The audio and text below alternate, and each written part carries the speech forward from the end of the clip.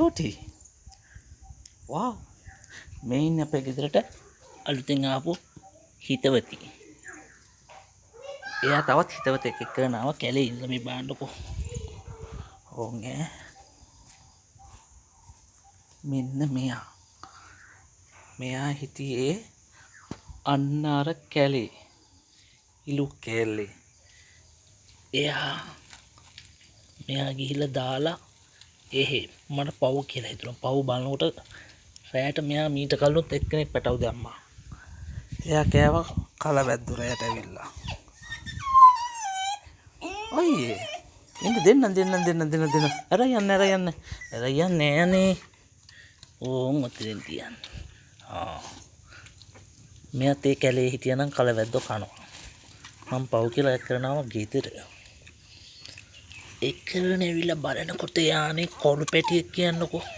පව් කොළු පැටියෙක් නිසා මම තියාගත්තා. හොඳයිනේ. ගෙදර අය නම් කැමති නෑ. පව් කියලා හිතුණා. එයා තාම ඇස්සැරලවත් නෑ ඕන්නේ.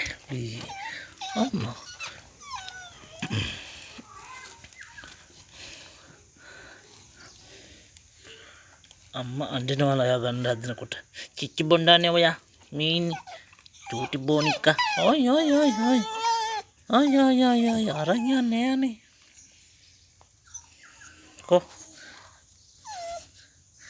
එයාට ඉන්නේ එක්කනයි. බලන්නක තියාගේ ආදරේ නේද? මෙයාට දාලා තිබ්බේ මේ උරේ දාලා රිදි කෑල්ලක් දාලා තිබ්බේ. එයා වට්ටගෙන මෙයා දාලා බිමට. එන්න මෙයාට.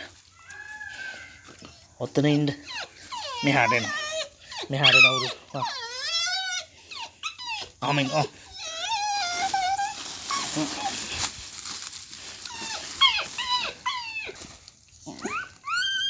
ආයෙත් උරේ දැම්ම.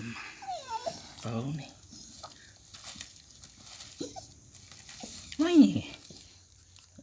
ඕමින්දා චිච්චි බීලා බොණ්ඩ. ආවුනේ.